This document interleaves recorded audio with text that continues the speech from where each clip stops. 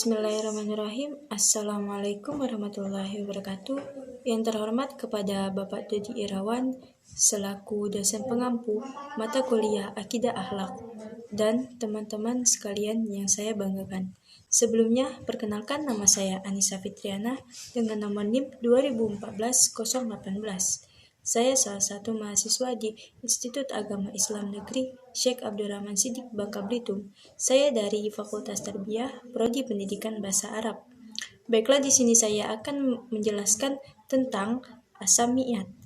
As-Samiyat merupakan sesuatu hal gaib yang tidak dapat digambarkan dengan panca indera manusia, tetapi hanya dapat diketahui melalui Al-Quran dan hadis. Adapun perkara-perkara yang termasuk As-Samiyat yaitu seperti alam kubur, malaikat, kitab suci, qada dan qadar, surga dan neraka, dan lain sebagainya. Bahkan jin dan setan pun termasuk perkara As-Samiyat, karena kita tidak dapat melihatnya dengan kasat mata, kecuali dengan kekuasaan Allah Subhanahu wa Ta'ala. Kita sebagai umat muslim wajib meyakini bahwa akan adanya As-Samiyat, walaupun hal tersebut hanya bisa kita dengar dari Al-Quran dan hadis. Orang yang tidak meyakini akan adanya As-Samiyat tidak digolongkan kepada orang yang beriman, karena salah satu ciri orang beriman termasuk meyakini bahwa akan adanya hal-hal gaib. Dengan adanya hal-hal gaib, insya Allah iman kita semakin bertambah, mengingat akan adanya hari kiamat dan hari di mana perbuatan kita dihisab, kemudian dibalas dengan sesuai apa yang kita lakukan. Alam gaib bukan untuk kita takuti, tetapi untuk mengingat bahwa kekuasaan Allah Subhanahu wa Ta'ala itu ada dan akan menambah kecintaan serta iman kita kepada Allah Subhanahu wa Ta'ala. Makhluk yang diciptakan oleh Allah Subhanahu wa Ta'ala bukanlah hanya manusia saja, tetapi malaikat, jin, setan yang tidak dapat kita lihat dengan kasat mata juga makhluk ciptaan Allah.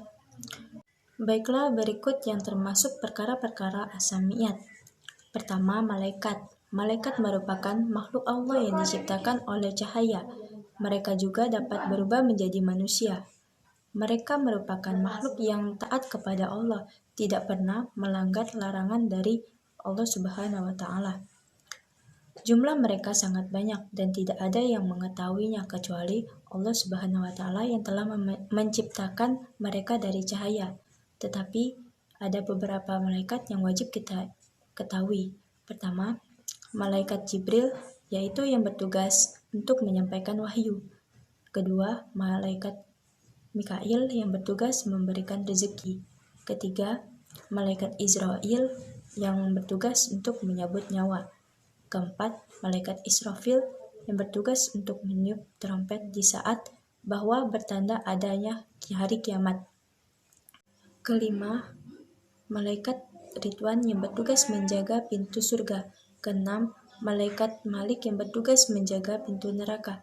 Ketujuh, malaikat Raqib yang bertugas mencatat amal baik. Yang kedelapan, malaikat Atid yang bertugas mencatat amal buruk.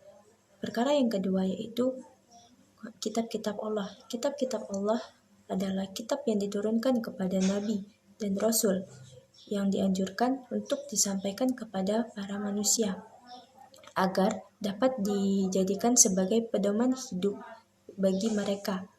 Kitab-kitab Allah ini berisi tentang peraturan, ketentuan, serta larangan yang ditetapkan oleh Allah Subhanahu wa Ta'ala. Kita sebagai umat muslim, kita harus percaya dan meyakini bahwa kitab-kitab Allah itu yang diturunkan kepada Nabi dan Rasulnya itu benar. Ada 4 kitab yang kita harus ketahui, yaitu pertama, kitab Taurat yang diturunkan kepada Nabi Musa alaihissalam. Kedua, kitab Zabur yang diturunkan kepada Nabi Daud alaihissalam.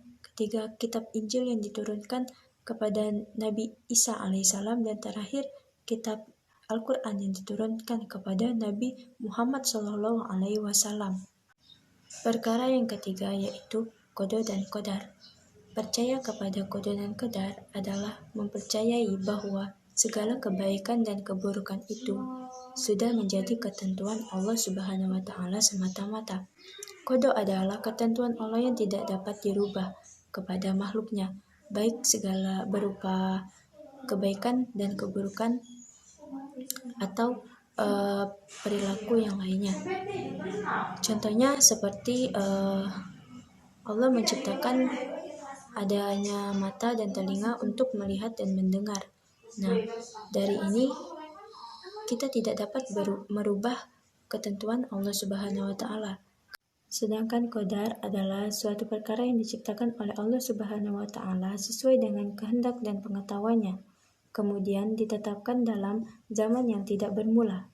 Kita sebagai umat muslim, kita harus meyakini dan percaya bahwa segala kebaikan dan keburukan itu sudah ditentukan oleh Allah Subhanahu wa taala secara semata-mata. Sebagaimana Rasulullah bersabda, "Tidak beriman seseorang kecuali ia mengimani 4 perkara: menyaksikan bahwa tidak ada Tuhan selain Allah, mempercayai bahwa aku adalah Rasulullah diutus dengan kebenaran, percaya bahwa hari kiamat itu ada, dan mempercayai takdir Allah berupa kebaikan dan keburukan, manis dan pahitnya." Dan kita masih pula ridho dan ikhlas dengan ketentuan Allah Subhanahu wa taala. Baiklah, mungkin hanya itu saja yang dapat saya sampaikan. Jika ada salah kata, saya minta maaf. Kepada Allah saya mohon ampun.